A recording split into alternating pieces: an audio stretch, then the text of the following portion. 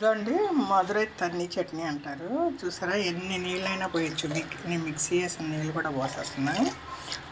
ఇది ఏం లేదండి, నూనెలో 4 పచ్చిమిరకాయలు, 2 ఉల్లిపాయలు, కరివేపాకు, 2 ఎల్లుల్లిపాయ రెబ్బలు వేసి కొంచెం నూనెలో మగ్గబెట్టండి. మిక్సీ పట్టేసుకోవాలి.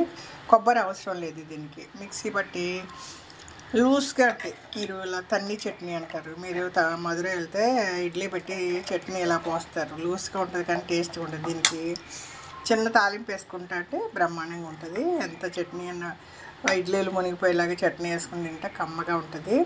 కొబ్బరి ఉంటుందండి దీంట్లో. కొబ్బరి ప్లేస్లో ఉల్లిపాయ ఉంటుంది. నేను ఇందాక చెప్పాను కదండి ఫంక్షన్కి వెళ్తున్నాను అనేసి.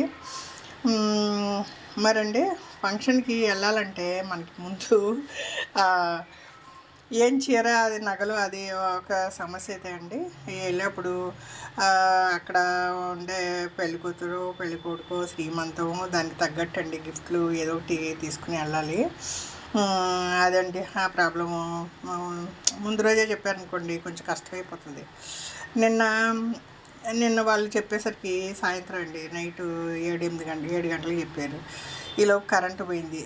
11 గంటలకు వచ్చిందండి. 11 గంటల పైన మనం ఏం రెడీగా అన్నీ పెట్టుకుంటామండి. ఇళ్ళల్లో భోజనాలు కూడా అవ్వలేదు. అన్ని భోజనాలు అవి పడుకుని ఏదో తీసి పెట్టుకున్నాం అండి. మళ్ళీ ఇప్పుడు ఒక 9-10 గంటలకి ఫంక్షన్ అండి. ఈ టిఫిన్లు అన్నీ కానిచ్చేసి మళ్ళీ ఇంకొకసారి చీరలు సెలెక్ట్ చేసుకునండి. ఆవిడకి గిఫ్ట్ ఇవ్వాలా, డబ్బులు ఇవ్వాలా. చీరలు మన దగ్గర ఇప్పుడు చీరలు ఉంటాయి కదండి, గడ్డపని చీరలు.